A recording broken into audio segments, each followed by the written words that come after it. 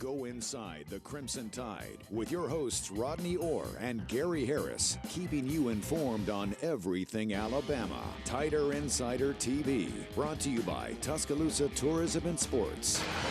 Good evening and welcome into yet another edition of Tider Insider Television, brought to you by Tuscaloosa Tourism and Sports. Don Staley and his crew do a great job here in West Alabama and Tuscaloosa, bringing events and impacting tourism and sports in a positive manner, and we're so happy to have them as our presenting sponsor here on the program. Alongside TiderInsider.com's Rodney Orr, I'm WVOA 23 Sports Director Gary Harris, and as I often say, I think you know who you are. So thanks for joining us. Rod, we've got big news, jam-packed show, but let's get started with the story that has rocked college athletics. The Texas Longhorns and Oklahoma Sooners appear to be on their way out of the Big 12 Conference, and they're headed to, you guessed it, the SEC. On Monday, the schools released a joint statement indicating their intentions not to renew the grant of rights agreements, which are set to expire in 2025. That move, which is basically the media rights, allows the Southeastern Conference, really any other league, to have official talks about the possibility of adding the Longhorns and Sooners. But today, the Big 12's Oklahoma Sooners and Texas Longhorns officially petitioned and asked the SEC for the opportunity to join the conference. ESPN reporting, Mark Schlabach and Heather Dinich, that the SEC chancellor and presidents will meet on Thursday to discuss Texas and Oklahoma coming into the league. We recognize that intercollegiate athletics is experiencing rapid change, and this is looking like this is the best example of that. The Big 12 Commissioner Bob Bowlesby said yesterday that the Big 12 will continue to support their 8 institutions that want to remain in the league. He said he was disappointed by this news, but the Big 12 is going to be scrambling. But the SEC, Rodney, it appears, is going to become even more powerful. I think it's safe to say the Big 10's a strong league. ACC's done well. You know, all these Power 5 conferences have their, strengths, but overall, top to bottom, I think it's clear the SEC has become the premier athletic conference, not just in football, but across the board. And you look at 2 programs like Texas and Oklahoma, what they're going to bring to the table, the rich get richer. Yeah, this is a major brand. These are 2 major brands when you talk about Texas and Oklahoma, Gary. When you talk about perennial powers, the ones that we grew up with in the 70s and been powers for many, many years, Texas and Oklahoma are right there among the teams that we would always mention. Alabama, Nebraska, Penn State, Michigan, Ohio State, Notre Dame, USC, all of these teams.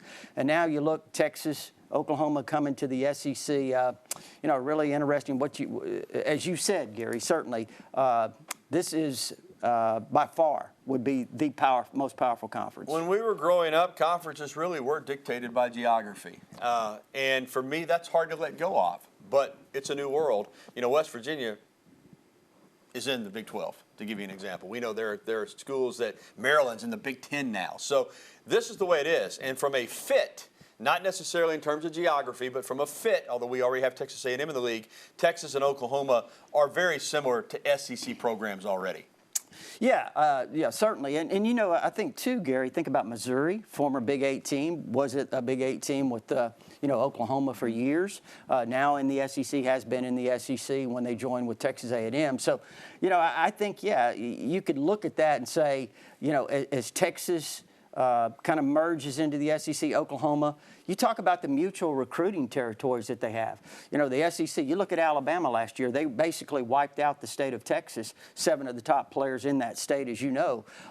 So they share a lot of the things in terms of the recruiting and those types of things. And so I do think when you're talking about a natural fit, you see that.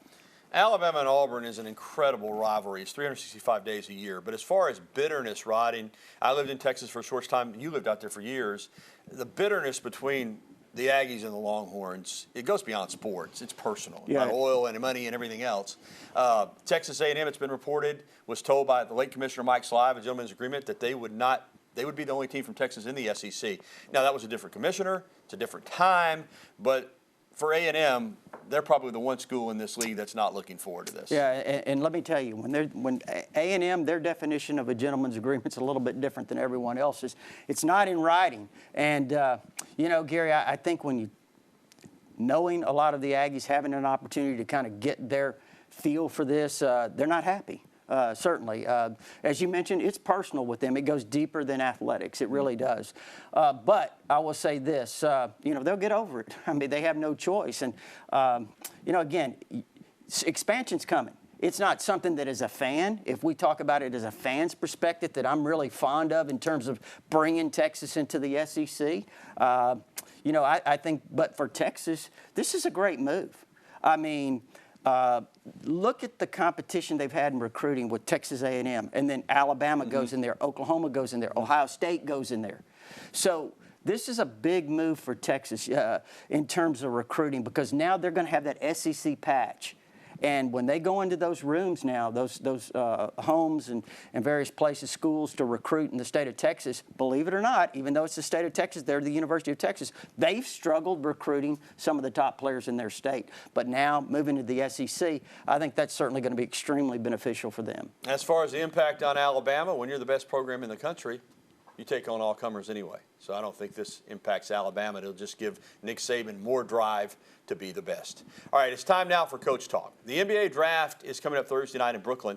Alabama guard Josh Primo, who was just a freshman last season, is getting a lot of first-round buzz. And if that's the case, it'll be the first time in nearly a quarter century that Alabama basketball has produced back-to-back first-round picks.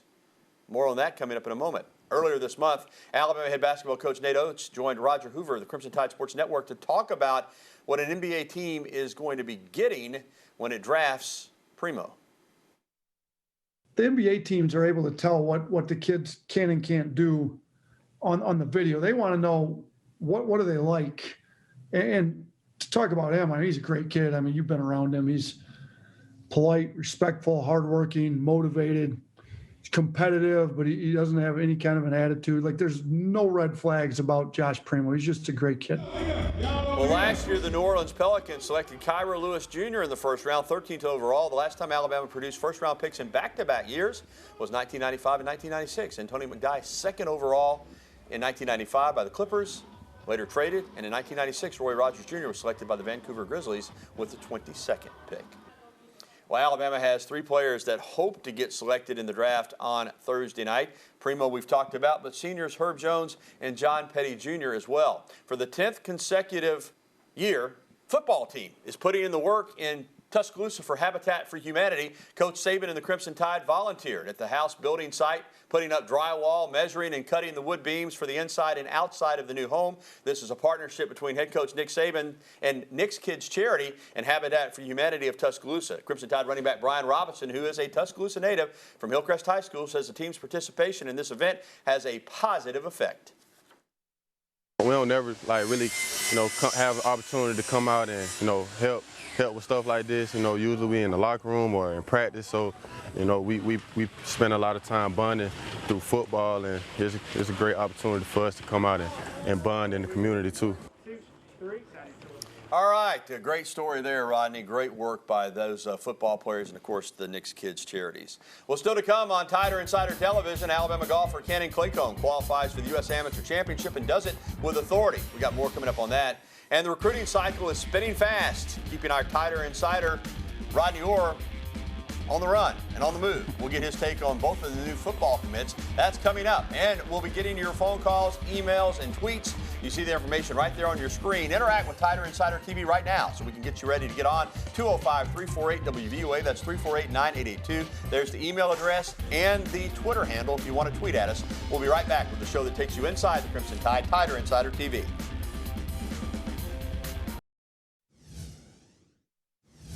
Welcome back to TITV, sponsored by Tuscaloosa Tourism and Sports. Alongside Rodney Orr, I'm Gary Harris. When Calera High School wide receiver Kobe Prentice decommitted from Maryland earlier this month, Rodney, it seemed like it was only going to be a matter of time before he made his new commitment. Around 5 p.m. today, Prentice delivered on that with a commitment to the University of Alabama Crimson Tide. 5'10", 175-pound speedster announced on social media that he plans on inking with Bama. He is a terrific football player, you can see from this video here. But in addition to being a football player, he's a track star. Took 6th in the 100-meter dash as a junior at the AHSAA Class 6A Track and Field Championships. And Alabama now has 13 commitments. And Rodney, he is fast. We'll get to him in a moment. You better be fast at 175 pounds. And Prentice is Alabama's second commitment in the last 3 days. On Sunday afternoon, the Crimson Tide landed linebacker prospect Sean Murphy from Unity Reed High School in Manassas, Virginia, a 5-star prospect according to ESPN's recruiting rankings, the top inside linebacker prospect in the ESPN 300, top 300 in the 2022 rankings. He's 6'2", 215. He picked Alabama over Florida, LSU, Ohio State, and Penn State. As I said, Bama now with 13 commitments in the class of 2022. Let's start with Prentice since he came today. Incredibly fast, incredibly elusive. Alabama's had great success through the years with undersized receivers that have unbelievable quickness and athletic ability. He seems to fit the bill. Yeah, he does, Gary, and I think he also fits the bill when you're talking about a Nick Saban-type recruit. Had a chance to talk to Coach Jason Hamlin at Calera earlier today about him and, his work ethic, Gary, his character, all of these things. We talk about the importance of those attributes, qualities, in terms of the way Alabama recruits. It's not just about the talent level of the player, which is extremely important, but you want to get the right kind of fit. He has it. You look at what an incredible change of direction right there. 4.3, 840, can fly. Under the radar, look, I know a lot of people are going to say, well, he's a three-star player. Listen, a lot of these camps didn't have an opportunity to evaluate players over the last year or so because of the virus. But you see right there, Gary, I mean, to be able to stop and go up and turn your body in the air, what body control, the speed, quickness, all of those things, I mean, very impressive. Came to the Alabama camp and really showed out. So very, very high on Kobe Prentice. Yeah, sure. Run after the catch. That's very important in today's game with a lot of balls getting out of the quarterback's hand in a hurry.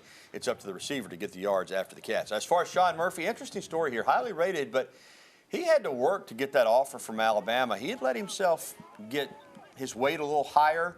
I think Alabama was waiting to see what he would do, and he came to camp. He was a different guy, Rodney, at about 215 pounds, in shape, and Alabama immediately made him a priority. Really, again, we mentioned this with Kobe Prentice, the work ethic, the kind of character that they have, and I talked to Coach Carroll Walker at Unity Reed High School in Manassas several times last week, and he said, listen, he said, here's a kid that got up to 230-something pounds. It was during the shutdown and all of those things. He said he lost 22 pounds, Gary, dropped all the way down to 210, built himself back up to 222, solid muscle, wants to be the best. And again, an achiever. That's the one thing Coach Walker kept saying. Mm-hmm. He's an achiever.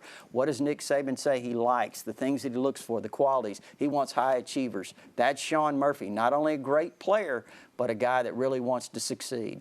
Alabama's on quite a roll now. 4 big-time commitments in really about the last, less than 3 weeks or so, going back to Jeremiah Alexander. So do you think this role is going to continue? I do. I mean, I think you look at Alabama, the players they're in on across the country, Gary, a lot of fantastic players all over the place, whether it's wide receivers, corners, defensive linemen, linebackers, whatever it might be. I think Alabama finishes very strong. I think I noticed that now they've moved up to number 3 in a lot of these rankings right now for whatever that's worth. But, yeah, I think Alabama's going to finish very, very well. Yeah, just par for the course with Nick Saban and Alabama. All right, let's move on. Alabama golf commit Nick Dunlap won the 73rd U.S. Junior Amateur Final at the Country Club of North Carolina over the weekend. The 17-year-old Huntsville native won 5 of the last 8 holes to defeat LSU golf commit Cohen Trolio and win the title. Big congrats to Nick, and it'll be exciting to see what he does when he joins the Crimson Tide. Going to keep up that golf tradition. That is a very prestigious championship. And Cannon Claycomb, a junior at Alabama, and this past week he shot a 61 at the Bowling Green Country Club in Bowling Green, Kentucky. That's the course record, and it also qualified him for the U.S. Amateur. Will take place at the famous Oakmont Country Club from August 9th through the 15th. Here's what he had to say about shooting the course record and qualifying for his 3rd U.S. Amateur. He said that he is excited about it, obviously, and looking forward to competing in the USAM again. Well, still to come on Tider Insider TV, the NFL's Washington football team gives former Alabama star Jonathan Allen the biggest vote of confidence it's able to give. You know what? Money talks. And next, we'll be welcoming your phone calls, emails, and tweets. There's the information on your screen. 205-348-9882 is the number. You can email us or tweet at us. We want to hear from you, Tider Insider Nation. We'll be back with the only show that takes you inside the Crimson Tide, Tider Insider TV.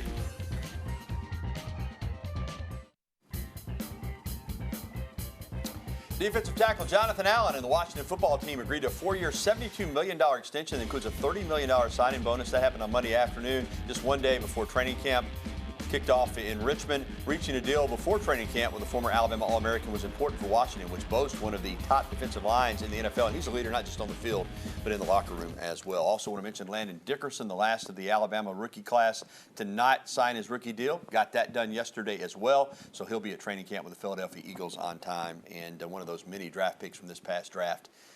Landon Dickerson back and ready to go with the Eagles. All right, it's time to take some phone calls and emails. Let's get over to Bessemer. Our pal John is ready to roll tonight. Hey, John. Gary, what's going on, man? You know it, pal. Hey, man, I heard about Oklahoma's coming to the USA, right? They're coming to the SEC, Oklahoma and Texas. That's what I'm talking about, man. Yeah. Oklahoma's good, man. They're going to be good. Absolutely. I hope. Yeah. Listen, how we doing? How's Alabama doing in football recruiting? All right, John. Yeah, we just gave you the latest update, but very, very well. As Rodney was saying, again, Alabama can take its time. They can be selective. They've got most of the top players in the country interested in coming here. So Alabama's recruiting players, but they're very selective in who they actually give out committable offers to. But those are starting to go out now, and they're shooting up the rankings with these 4 commitments that we mentioned in the last 3 weeks. Yeah, they really are. I mean, after last year, everyone was worried when Alabama was 72nd in recruiting, and then we hit the summer months, and Alabama recruiting just exploded. Had a historical class, if you want to go by the rankings, and you know what? I think this is going to be another fantastic class, Gary. I said it earlier. I think Alabama is going to finish extremely well. All right, phone lines are open at 205-348-9882, 348-9882, area code 205 if you want to get through. In the meantime, let's get to an email. This is from Phil in Coleman. Do you guys have an update on Kamara Wheaton? We do. He's here, and he's participating in 7-on-7s. And, Rodney, we've been hearing some good things about the speedster out of Texas. Yeah. Running back. Yeah, a great addition to that running back room, Gary, a 5-star player. Hey, we mentioned recruiting in the state of Texas earlier. He was the number 1 back perhaps in the state of Texas last year, 5-star player out of Garland, Texas. So he's doing really well. Great speed, a guy that when you start looking towards the future, Gary, in that running back room, he certainly is going to be a legitimate contender for strong playing time. All right, as I said, phone lines are open. Let's get those things filled up at 205-348-9882. Coming up on TITV, former Crimson Tide tennis star Erin Ratliff scores a huge highlight to her pro tennis career. Stick around to hear about that story. And as we said, more phone calls, emails, and tweets. Again, the phone number 205-348-9882. Listen, football is right around the corner. Alabama opens fall camp on August 6th. We want to hear from you, Tider Insider Nation. We'll be back after this.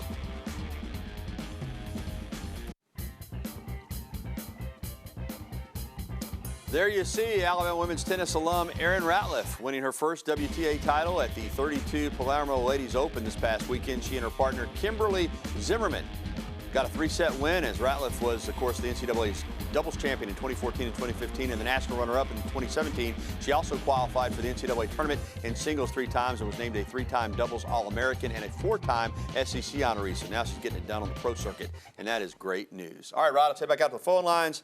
And James is with us. To the uninformed, that you might think that's Weedawee. But since I grew up, or at least lived for a while at Hollis Crossroads, just up the road there on Highway 9 in Cleveland County, I know that it's Wedowee. Hey, James, how you doing? Doing fine. How you? Doing well. Yeah. Question is, talking about the offensive line this year. We lost a lot of players. I just wonder who might be the probable starters for next year. I'll hang up and listen. Yeah, great question, James. And you're right. They did lose a lot off that offensive line. The good news is, right, they got some guys coming back, and they got some really talented young players, too. They do. And I think when you look at that center spot, Chris Owens has had a lot of starting experience in the past. Got a lot of experience there in those playoffs. Did a fantastic job against Notre Dame and Ohio State. I think he'll step in really well. At the left guard, Coach Saban said last week, Javian Cohen was a guy to, if he does everything he's supposed to do, he's got a starting spot. So really excited about him. I think he can play several positions on the offensive line. And then at right tackle, Gary, there's going to be a real battle there. Yeah. You've got Damian George, who showed a lot of promise last year as a true freshman. Kendall Randolph has kind of alternated between that tight end and offensive tackle spot. But the guy I really think you might want to keep an eye on is a true freshman, J.C. Latham. He's a 5-star recruit out of IMG Academy. I think J.C. Latham's got a good chance to win that spot. Otherwise, you've got Evan Neal back, who's probably a top 5, top 10 pick next year. Emil Ekiyor, who's a fantastic player at the right guard spot, vastly underrated. Got a lot of young players, I think, in support. They've recruited extremely well at that offensive line area. All right, James, thanks for the call from over there in East Alabama in Wedowee. Email, Rodney, from Andy over in Dallas. Speaking of Texas, will there be a short yardage package for quarterback Jalen Milroe? Andy, there might be a more than just a short yardage package, but certainly now being able to play in 4 games without losing the redshirt opportunity, I think we're going to see him. And I do think that, who knows, on down in the season, Bryce Young is a we think going to be a terrific passer. In goal line situations, though, he's not the biggest guy. Do you think there's a chance that they might plug Milroe in there? Yeah, that's a great question, Gary. Nick Saban doesn't really do that too much with quarterbacks, but Jalen Milroe's a different cat. I mean, this guy is, when you're talking athletic, and look, I'm not taking anything away from Jalen Hurts. He was a great athlete, but this guy's on another level athletically. So I think it's possible. You could see that. Good question from out there in Dallas. All right, still to come, and thanks for the phone calls and the emails, by the way. Still to come, former Alabama basketball star Kira Lewis Jr. finds the perfect way to put a wrap on his rookie season in the NBA, giving back to the people that are closest to him. And we'll also take a look at the evening sky. You know what? It rained again in Tuscaloosa. It never does that, does it, Rod?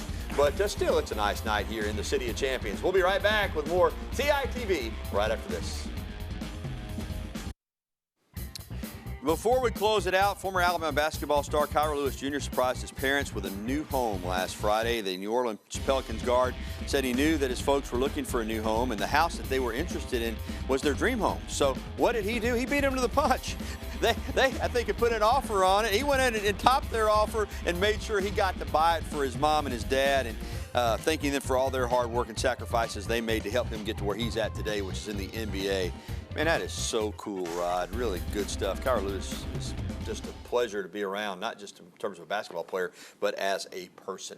All right, that's going to do it for TITV. Thank you for tuning in to the program presented by Tuscaloosa Tourism and Sports. Don't forget, if you missed any of tonight's show, you can catch a replay tonight at 10:30, right after the news at 10, and online anytime at WVOA23.com, and Rodney will have it posted at TiderInsider.com. We're going to leave you tonight with more from the Alabama football team, helping to work hard for Habitat for Humanity, giving back to Tuscaloosa. Great stuff with Nick Saban and the guys. Thanks for watching TITV. For Rodney Orr, I'm Gary Harris. Good night, everybody.